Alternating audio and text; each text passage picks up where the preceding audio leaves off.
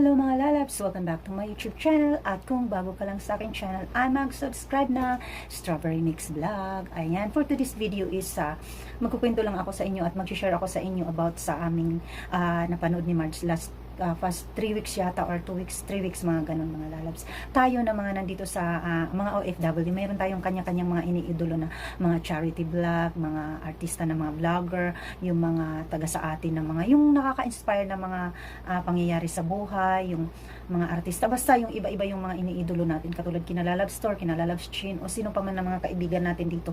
Mayroon talaga tayong kanya-kanyang mga iniidolo. Tulad ko, may iniidolo ako, iniidolo ko sa charity vlogger na sila Kuya Rab, sila Kuya Bal Santos, si Tekram, sa mga ano naman artista sila yung mayroon akong iniidolo rin doon sa sa Mindanao na si Habibi kung tawagin. Tapos kasi naging ano siya dati naging galit ng mga tao sa kanya, pero na ano ako sa kanya, parang inidolo ko siya dahil nagbago siya nung nakilala niya yung isang guy. Pero hindi yan ang main topic ko, kumbaga ipaparto na lang natin. Tsaka si Zainab talagang naanuhan ko rin ang buhay niya, kaya na naging idolo ko din siya kasi sa mapait niyang buhay hanggang lumiwanag ang buhay niya. Tapos sila Ivana, yung mga artista, mga tumutulong, talagang iniidolo ko rin yan sila, pinapanood ko. Pero ngayon, ang talagang ikukwento ko sa inyo, hindi naman reaction to, parang kinikwento ko lang sa inyo yung nangyari dahil may yung dati kasi si Tekram, si Tatay Tekram, mayroon siyang inampun na sa sa Divisoria na walang iba kundi si Dave. Kung maalala ninyo. Mga nakaraan siguro yung bata na yun noon, siguro 5, 6, 7, mga 7, 8, mga ganyan yung edad nila. Sinumulan na sa 5, 4 eh. Ngayon, nakita kasi nila yan ni Kuya Juno, ng kapatid ni Tatay Tekram, dahil doon sa, yung mayroon yatang bagyo yun noon, o kaya yung may mga, yung pumutok yung Taal Volcano noon, may tinutulungan sila na malingki sila doon sa Divisoria para ibigay siguro nila doon, at nakita nila yung batang kargador sa Divisoria. Yan ang pag-uusapan natin ngayon kasi parang may lecture siya nung simulang kinuha nila ni Tatay Ram at pinabalik-balikan yung batang yan, na kami talaga, na antig talaga kami, nanunood talaga kami, sinimulan namin yan nung una hanggang nakuha ni Tatay Ram, kasi nakuha ni Tatay Ram yan si Devi, yung batang kargador, nakuha niya, dinalan niya talaga sa kanila, binalik-balik siya, bumalik, hanggang nakuha niya, inampun niya, pinaaral niya, binihisan niya, hanggang hinahanap-hanap ni Tatay Ram yung family ni Dave, hanggang ampun lang pala si Dave nung 2 times, hanggang nahanap niya yung tunay niyang magulang kung saan nila hinahanap. Ganun kamahal ni Tatay Ram si Dave. Tapos mabait naman, hanggang ang dami-daming sponsor kay Dave, kasi nga sinundan niya namin yung to the point na talagang ang dami sa lahat, siguro mayroon sa Hong Kong, sa Singapore, lahat ng mga sa kanya nagtawag nito, nag-sponsor sa kanya, ang dami niyang natatanggap. So, pinaaral ni Tatay Ram, pero nagpaalam ni Tekram bago niya ampunin. Tsaka, binibigyan din niya yung family ni Dave, pinapupunta din niya ang family ni Dave sa kanila, binibigyan niya ng pera, yung family ni Dave. Si Dave, ito siya noon, ito siya, yung kargador pa siya noon, ito siya. Tapos nung binihisan ni Tatay Tekram, pinaaral, tinuruan ng about sa Panginoon, hanggang natuto si Dave, ito na siya ngayon, ito na siya, ayan na siya ngayon. Hanggang iniisip ng mga tao, hindi siya nagbabago, parang tayo na rin yan eh. Pag tayo pala, kahit normal man ng mga tao or mga artista, mayroon talagang pagkakataon talaga na magbago pala. Kaya nakakatakot din yung iba na minahal mo, nag-aampun ka, tapos masakit pag kumawala sa'yo or umalis sa'yo, kasi yun ang nangyari kay Dave. Kasi ang akala ng mga tao talaga, ang bait-bait na kasi ni Dave, talagang mahal siya ng nanay ni Tatay Ram, tapos ng mga kapatid ni Tatay Ram, ng mga anak ni Tatay Ram, na ang turing na talaga sa kanya ay kapatid dahil inampun na niya. Kumbaga natuto na si Dave lahat sa Panginoon, nagdadasal siya, nagba-Bible siya, alam na niya yung mga talent, alam na niya, kumakanta si Dave, lahat. Tapos dumating pala ang panahon na meron kay Dave na ninang siya, yung parang ina-accept ni Tekram na ganun. Tapos dumating pala ang panahon na meron talagang nang ahas kay Tatay Tekram na may pinatira sa kanila, na yun yung nagdukot kay Dave, yun yung kumbaga siya ang devil na kay Dave, na lumabas ka dyan. Kasi si Tatay Tekram, pag aral talaga, yung parang para din naman yan kay Dave. Dalawa kasi yan sila na inampun, si Luis sa Sasha. Tapos, nung isang siguro, parang si Dave nagbago siya. Yun yung tao na kung kailan, pag minahal ka, magsukli ka ng pagmamahal, hindi yung inanuhan ka lang ng isang tao na ganyan, umalis ka dyan kasi masyadong mahigpit, ganyan, aalis na rin. Nakilala mo na nga doon, tapos umalis ka pa, nagpadala ka pa sa yung nagpadala pa siya sa kumbaga sa Diablo, ganyan. Parang nagpadala pa siya ng ganun, nandoon na nga siya. Pero grabing, kaya yun naikwento ko sa inyo kasi nung birthday ni Dave nitong last na lang, ang sakit, grabe, naiyak talaga kami ni Marge. Naiyak ako sa kwento kasi syempre napamahal sila, ang dami pang cake, kinandaan for the last time kasi dinukot na nga si Dave nung ninong niyang bakla. Ayan, tawag na ng mga sa kanila iwakwak. Ayun, dinukot na siya at saka sabi ni Dave, nagsalita na siya na hindi na siya babalik doon sa tatay Tekram niya na nagmahal sa kanya. Doon na siya dahil gusto niya, sabi kasi doon na sa bakla, open sa kanya. Yun na ang nagkuha kay Dave ngayon, nagdukot kay Dave yung ninong-ninong niya. Kaya huwag tayong magtitiwala sa mga ahas dyan kasi kahit anong gawin natin. Kaya yun lang ang nag-ikwento ko sa inyo kasi talagang idol kasi namin, na akala namin si Dave hindi talaga magbabago. Parang tayo lang din ng mga tao na yan, yung pagmamahal, nagbabago rin pala.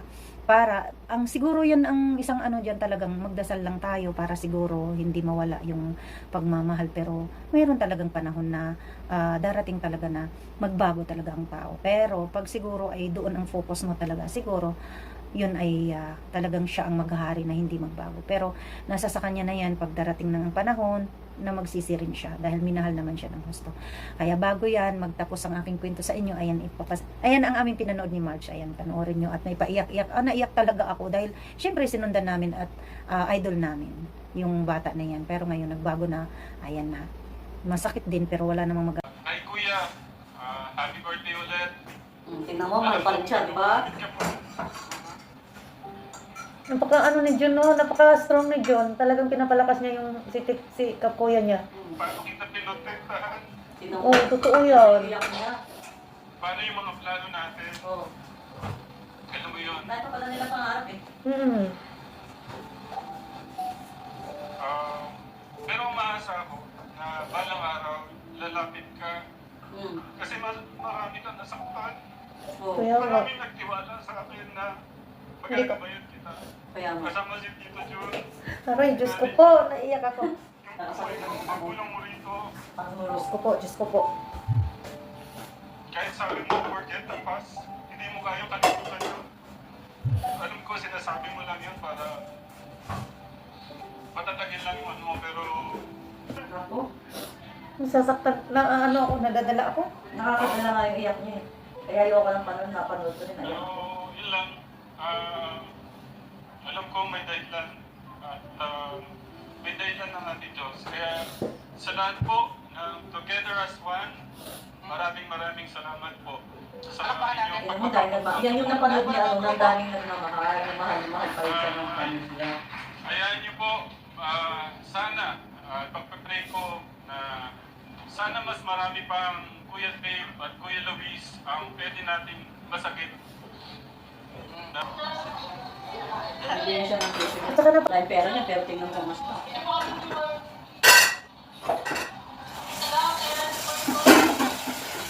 Tumulo ka, San?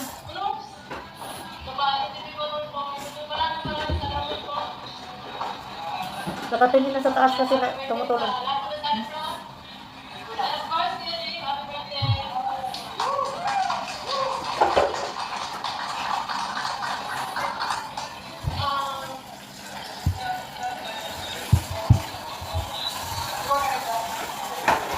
Iyak na siya.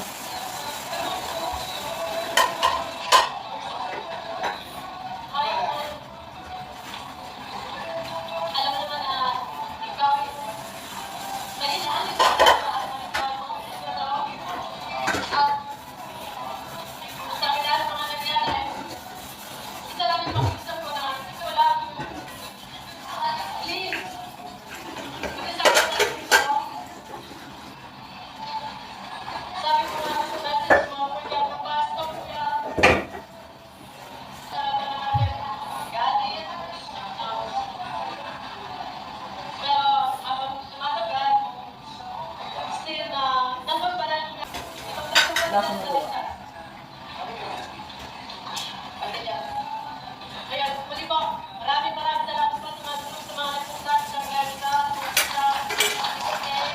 Imagine ilang cake ang binigay sa kanya. Kahit na Mga lalabs, nanonood kami ni Marge sa ni Pitikram. Grabe, nanonood kami. Pati kami dalawa ni Marge, grabe, naiiyak kami. Kasi dahil dito sa kargador na, tingnan mo, grabe, ang daming cake. Hmm. Dahil sa sa Katikram to mga lalabs yung kay Dave. Tapos maraming palaro. Tapos may mga Kasi may nangyari kasi kaya yan. Nakatikram kasi kami ni Marge. dito. Ay, grabe. Direct na natin to. Ito panoorin natin. Hmm. Buti nga, si inaano siya ni John. Pinapalakas ang loob niya siya ni John. Wala po kasi yung isang tao. yan na. Ayan na. Nanonood kami mga lalabs ni Marge. Grabe talaga. Diyan talaga ako nasasaktan. Iyak. Mahal talaga niya si Dave. Hmm. Iyak ka din. Yung sipon mo, punasin mo. Simulan ko po muna. Maging reactor na din tayo nito. Hindi, Yung, hindi kasi natin nakalain na magbago talaga siya. yung Mga wakwak nga. Nasa wakwak. pasasalamat Aray ko. puri sa ating Diyos. Sa ating Diyos na binigay si Kuya Dave. Dapat sana mapanood ni Kuya Dave yan. Uy, sama-sama tayo ngayon. May tugtog ka pa. Hindi, inano lang niya kasi yung emotion na iyak na kasi. Pinatugtog sino? Sinabi lang yun dito kasi ngayon kuya Ah. yung emotion na iyak na. Oo. Di ba bawal sa mga ganyan umiiyak siya na kaya pinatawag na. Hanggang ngayon marami po akong tanong. Isinusuko ko sa ating Diyos. Kung ano po yung dahilan. Alam ko may dahilan na reason sigat kung bakit ito nangyari. Pero sana maintindihan nyo yung puso ng isang ama. Oo naman. Ito si John, bilib ako nito kay John, talaga. Pinapalakas siya ng loob yung kapatid niya.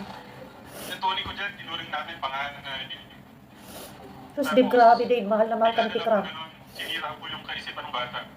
Lo. Pero nananalig po ako sa ating Diyos na Eh, may mga bata sana ba? dahilan Kaso, po para tingnan mo. basta alam ko Ay, talagang sinisisi nila yung bakla. Yung bakla, si yung pinatira nila. Iyak talaga ako. Siguro ito yung way na Wait. yun na, para maintindihan at maunawaan niya kung ano yung gusto nating mangyari sa kanya. At hindi ko lahat sinisisi kay Kuya, kay Tito Francis. Ugat talaga dito si Tito Francis. Pero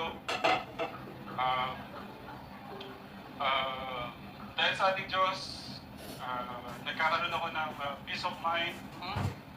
Sa